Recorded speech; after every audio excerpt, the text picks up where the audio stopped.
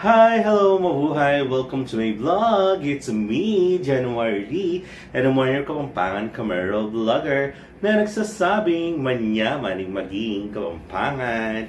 And so mga kapatid, today is October 28. Ayan, so kakatapos lang namin mag-Grand Marian Procession na kung saan lumabas ang ating Birheng Angustia sa Santa Ana, Pampanga.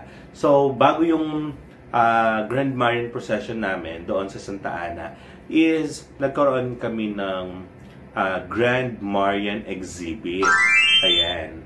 Tapos nagbigay din sila ng mga certificate. Amazing! Ayan. Nagkaroon ng opening remarks, mga ganon.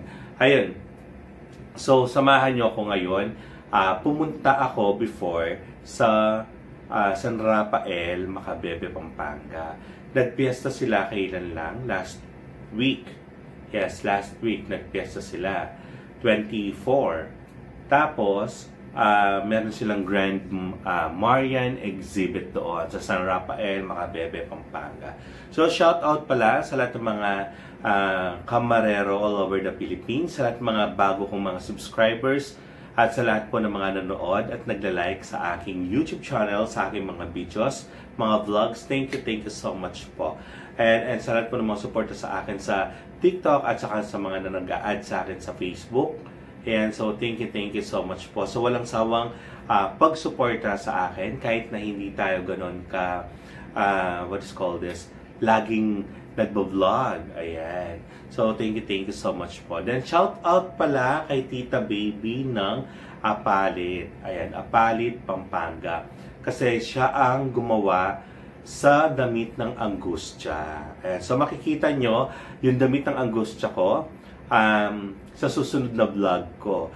Na kung saan ang galing ng pagkaburda, ang ganda. Kasi, tawag dito, bago ako nakarating kasi kay Tita Baby, may mga pinuntahan ako or may mga chinyat ako. Nag-chat ako sa mga kakilala ko, sa mga nakikita ko sa Facebook na nagbuburda or gumagawa ng damit. Sad to say, some of them nag-reply sila ng very honest na hindi na nila kayang i-accommodate yung pagpapagawa ko ng damit. Kasi nga daw, fully booked na daw sila. Ang dami na daw nakahilera sa kanila na nagpapagawa ng damit. Taga-Angeles sila. Ayan. So, thank you so much. At least, nagsabi sila ng totoo. Yung iba kasi parang tatanggapin nila yung mga damit o yung pagpapagawa tapos i-rush lang nila. Ang kalalabasan hindi maganda. So, clap ako para sa inyo. Then, yung isa naman is wag tularan. Yung sasabihan ka na, sige po, bibigyan ko kayo ng quotation, kung magkano, kasi nagbigay ako ng design. Tapos sabi niya, babalikan kita, ganyan, busy lang po, ang daming ginagawang mga damit, ganyan. Pero nakikita ko siya sa mga posts niya, lagi lang naman siyang umaalis, gumagala, nagmumotor. Sabi ko, seryoso pa ba to? Seryoso ka pa ba? Sabi ko sa sarili ko, na gawin mo yung damit ng Angustia. Which is, ginawa na siya before. Kaya kulang naman siya chinyat kasi ginawa na siya before ng damit. Ayan, gumawa na siya ng damit para kay Angustia. So, gulat lang ako, parang ako willing to pay naman kami. Tapos biglang ganun yung gagawin mo na parang patatagalin mo kasi ayokong mag-jump to another mananahe or maghanap ng ibang mananahe kasi magkausap tayo. Kasi baka biglang bigyan mo ako ng price tapos nakapag-oo naman ako dun sa isa. Bali magdodoble-doble, di ba?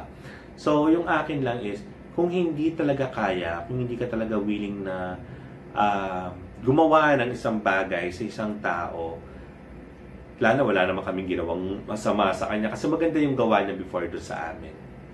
Ayan. So, gulat lang ako kasi hindi talaga siya nag-reply. Tapos hanggang sa makalabas na nga yung what is called this? Makalabas na nga yung Angustia, ayan, nakapagpaburda na, ganyan. And soon, ayun, syempre pasensya rin dun sa ibang mga nag-alok ng mga damit.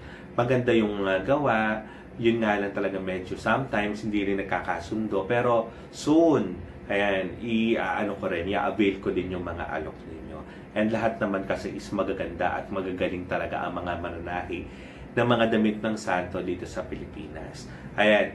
So, samahan nyo ako hanggang dulo at tignan natin kung ano-anong mga titulo ng Birheng Maria ang mga sumali dito sa Marian Exhibit ng San Rafael, Macabebe, Pampanga. Siguro, thank you so much po. A few moments later.